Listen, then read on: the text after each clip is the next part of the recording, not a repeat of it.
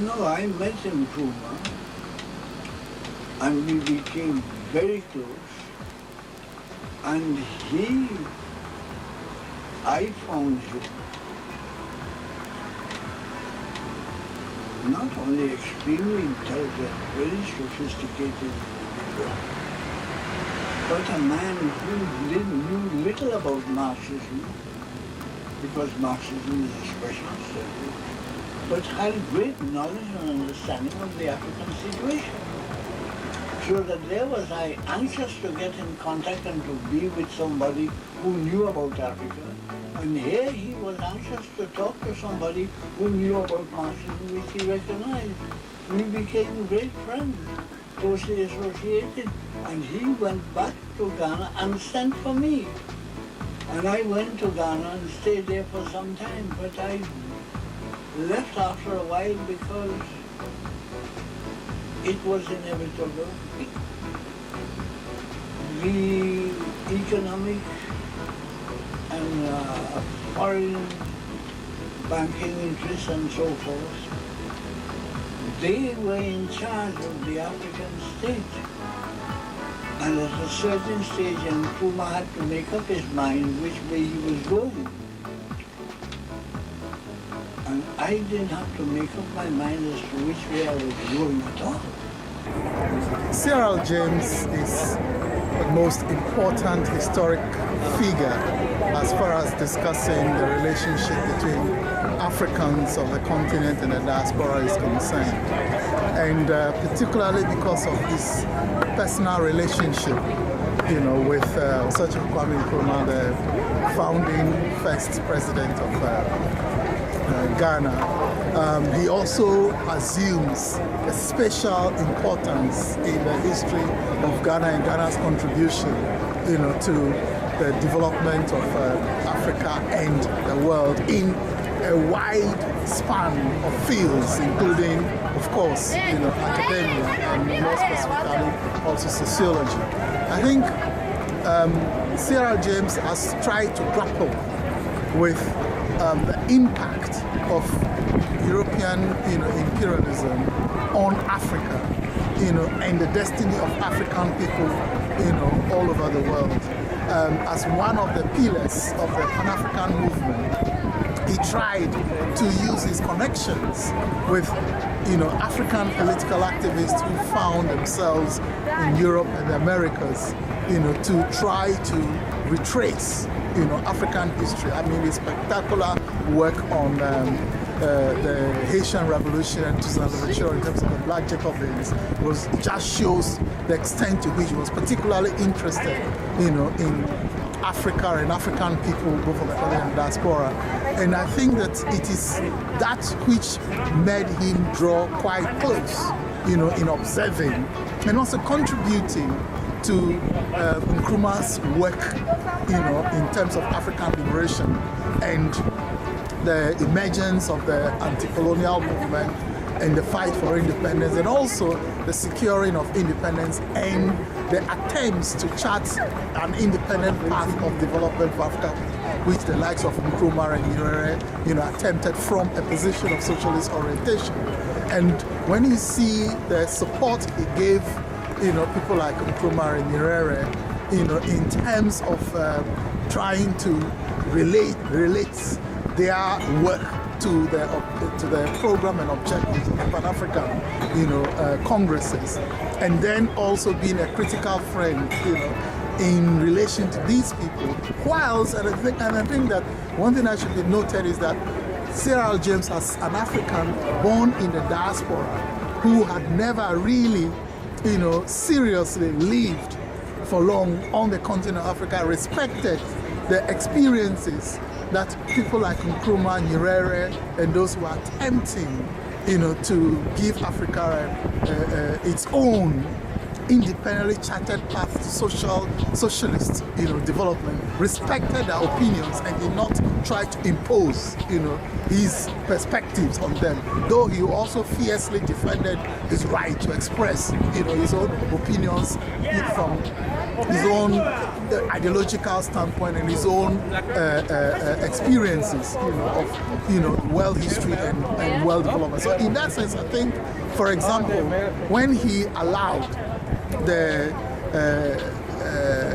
idea of an African path to socialist, construction as a possibility, I think it stems out of that respect and out of that understanding that those who were born and bred on the continent of Africa probably knew, a bit more about the makeup, the concrete historical makeup of African society at the point in which the tribes. So, but then, and it is that sense that he even showed some appreciation for, what some consider revisionist, positions that even people like Guerrero, and to some extent even Nkrumah held on that, the immediate post-colonial, programs for African development. But as things went on, from his own political and an ideological perspective, he also made critical remarks, for example, about the extent that even a friend of his and a colleague in Pan-African struggle like Kwame Nkrumah made of democracy. So in his critical remarks on the famous sacking of the judges, that Nkrumah carried out, even though if on the concrete realities of the case, I do support the stand of Nkrumah more than CLR James on the concrete facts of the case. I still think that it was quite correct on the part of CLR James to sound warnings, to Nkrumah about, the extent to which you have to tackle, democracy, and temper with it in the difficulties of that period. But I think that CLR James, as far as the concrete sociological issues for Africa, the continent of Africa, were, tried very much not to be pontificating, to Nkrumah and those who were on the ground. He had the occasion to visit Ghana, for example, but he also admitted that he had little time, to understand the actual workings, of society. And he appreciated the fact that, as he himself put it, within a short space of time after the Pan-African Congress deliberations and activism, in America and Europe, people like Nkrumah could very quickly, faster than they had even thought, could transform, a mass movement, of protest against colonialism to one that actually secured, political independence. And I think he admitted the fact that he felt that people like Nkrumah had more grasp of the sociological realities, of the continent of Africa that they were dealing with than he knew, right? Then I think we must accept that fact. But I think also CLR James's importance for me in looking at that relationship and what that means to us right now is the fact that CLR James always also looked at the global perspective for Africans and was also trying to use the experience, the global experience that Africans have accumulated, in their 500 years of resistance to chattel, colonial, and neo-colonial, enslavement, to actually try to alert Nkrumah to those realities so that there would be in Nkrumah and his followers' work for Pan-African emancipation, there will be a principled unification of perspectives of Africans from the diaspora as well as Africans on the continent. And I think that is where the lessons are for us. And I think in that encounter, CLR James has, kind of pointed the way forward, which we have to grapple, with now. That is now to build on the efforts that they made within the Pan-African movement, to actually synthesize our study of the actual sociological realities, for Africans, within today's world of faster globalization of capital, and to understand that we need to, really pay more attention, to the forging of a new Pan-African nationhood, that more seriously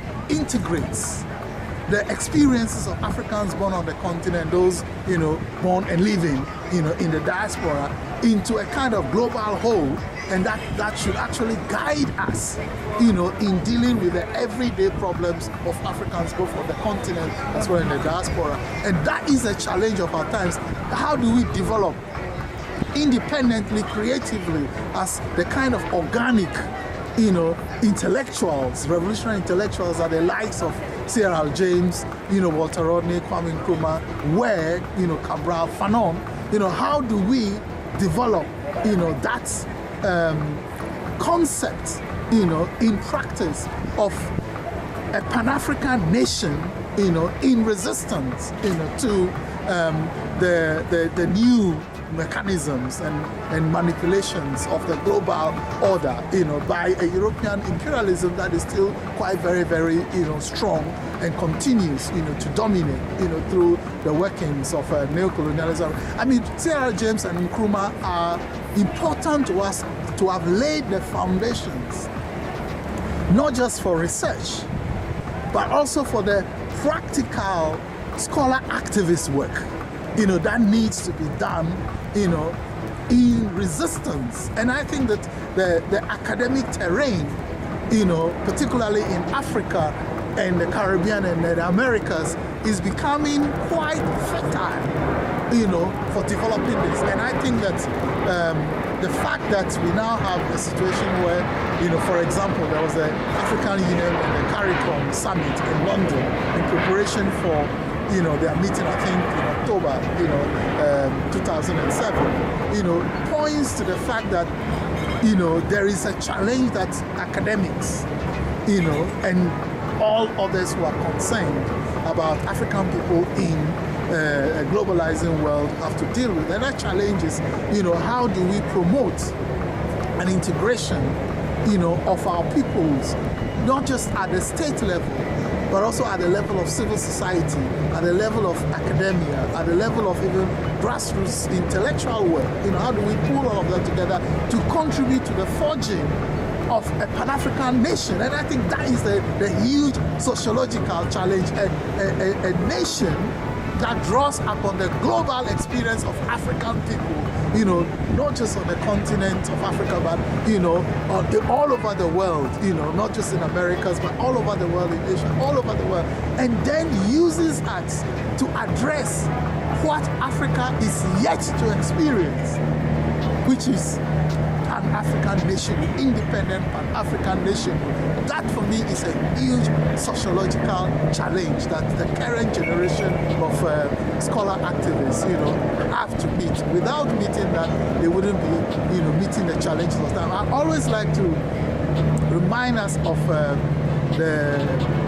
this beautiful, quotation from Frantz Fanon, that each generation must, out of relative obscurity, discover its mission, fulfill it, or betray it. When we look at the generations of C.L.R. James and Nkrumahs, they built a Pan-African relationship that actually preceded the building of the Pan-African nation. And that has given so much food for thought to guide our work today. And I think that it is for the present generation to understand that there is a huge, rich legacy, which stretches from Brixton, right to Barbados, right across, the African world of the continent and diaspora. And it is that, scholar activist tradition that I think will meet the challenges, of building this Pan-African nation. For political ideas, he was always very straightforward and simple. So it would be something as like, Leila, what are you all doing down there? We're having a meeting. how long did the meeting take? Oh, well, we're halfway through. It's been going on for an hour and a half. And he would say, well, why? The government of this country meets for an hour every morning on a Monday and runs the country. What are you all doing down there? So you would get that kind of humour, but again, a real reality check about, well, yeah, actually, why are we sitting down? What are we talking about for, 2 or 3 hours? So with Nello, it was always you would go up with a problem. People would come to him and say, what about this? Why can't we mobilise people? Black people are backwards. We need to do something about it. And he would say, yes, you're right. But I tell you what, you go away, and when you come back, bring me 3 or 4 people who think like you, and we would have the discussion. And of course, you knew they couldn't do it. So with my relationship with it was always on very specific. It was very grounded. I never discussed big ideas with him. That was Darkus, that was Farouk. But with me, what he taught me was quite invaluable things about how you look at people, how you view people. I think Darkus has also talked about CLR's really interested in very, very ordinary things and ordinary people. And he would question you for hours, and you would answer because you were very honoured to be questioned by CLR. But when you left, he made you think about yourself in quite a different way. So there you would be an ordinary person, but by the time he'd asked you about your mother, what you did, how you did it, what you thought about, you would go away thinking, my God, he's just told me something about me. So I'm afraid for me it was very, very grounded in my day-to-day relationship with him. Wow. When A.M. Babu died, some people at his funeral or oration said that he was a good cook.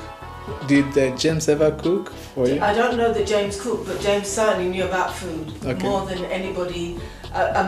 We still live by some of James' recipes. But we have some good stories. We were young women. We were interested in politics, interested in James, and we used to have a rota where we looked after him. Anna Grimshaw would do the lunch, which was invariably some kind of soup, and we would do the meal. And CLR loved West Indian food, so it was saltfish, it was cuckoo, it was a stewed chicken with rice and peas. And sometimes, being young, we couldn't be bothered to sit in a kitchen. And so he would ask for saltfish, and we would say, oh, sorry, Nello, we used to call him Nello at CLR, as you know. No saltfish today, but let me interest you in a little piece of steak and rice. And he'd say, oh, okay, thank you. Always the gentleman, always polite. Day 2, any saltfish that could happen? No, sorry, Nello, we can't do that, but we've got a little bit of chicken which we'll make a nice gravy with. How about that? Oh, okay, thank you. Day 3, any saltfish down there? Sorry, Nello, no saltfish. Oh, don't worry, here you are, here's some saltfish, go and get. He'd arrange for Anna or somebody to go and buy him saltfish. So you would just be say, oh, okay, so we cooked it. The other thing he loved was cuckoo, which is cornmeal, stirred with okra, and that's a bit of a chore. You have to stir that thing. I want some cuckoo. Oh, okay, Nello. So we devised a way where you could steam the cuckoo, the cornmeal, and add spinach. And we thought, Nello was in his 80s and he'll never know.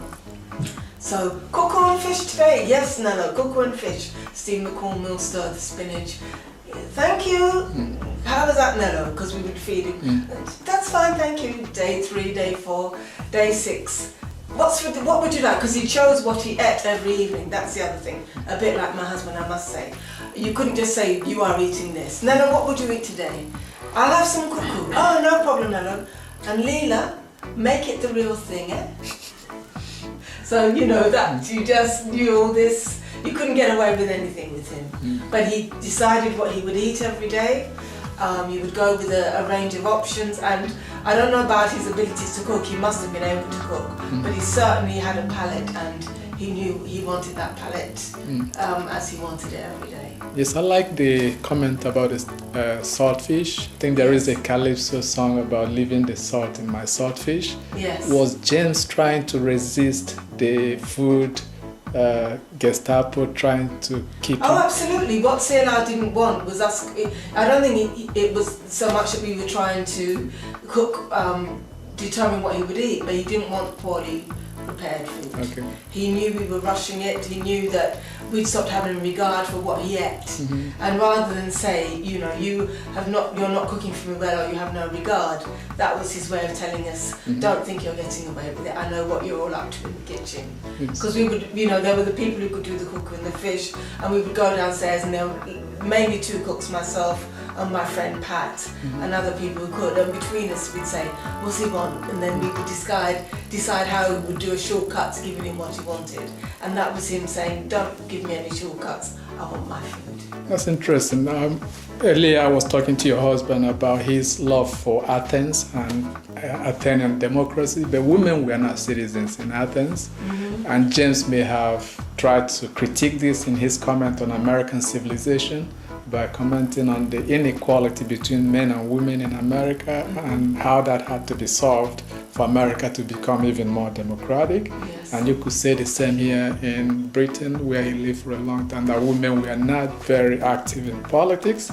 Did you ever talk about that with him? Did he encourage you to become openly political? With CLR, I mean, there was complete equality. Yes. But he knew, I mean, for him, Darkus was very special. There was no doubt about that, and we didn't resent it.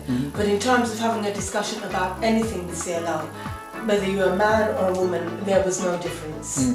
You could sit down by his bed and you could say, Nello, and he would look up, he would have this thing of touching, doing his fingers, and he would answer you. Never once did I ever feel that Nello thought I was a second-class citizen because I was a woman at all. And in fact, many women, girlfriends from years ago, used to come and visit Nello 30 and 40 years ago, because obviously he had given something. I can't comment, I mean, I'm, you know, not any part of Nello's political life, but he was very, very active. But in the later years, you had a very human person who treated people equally. I mean, I heard Nello talk to his cleaner, and I heard Nello talk to Michael Foot, and there was very little difference in the way he greeted them or spoke to them. There was no elevation, Michael Foot is coming, you know, there wasn't that. You know, other politicians would visit Nello, and then ordinary people, Jean's son, a young boy, Wayne, who at that time must have been 8 or 9, and his mother worked in our offices, and we would say, go upstairs and sit with Nello. And apparently they would have these amazing conversations, which nobody knew about, but there's this 9-year-old boy, West Indian boy, going to a you know, I wouldn't say a great school. But when he went upstairs and he said, oh, Mum says I should come up here and sit, have a seat, man.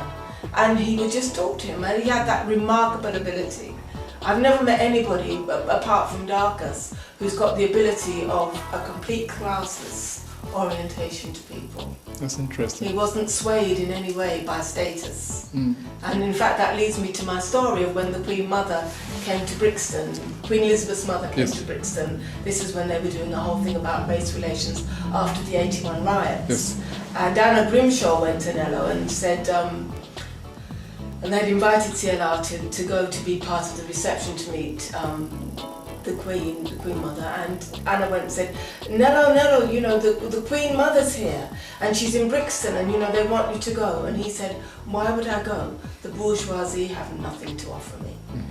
And he, you know, that wasn't just he believed that. Interesting. He said, they have nothing to offer me. Why would I go? And that was it, you know. And the other thing is, we would say, CLR, you need to come out, you know, you need to go and drive around. And he would say, why? What's out there?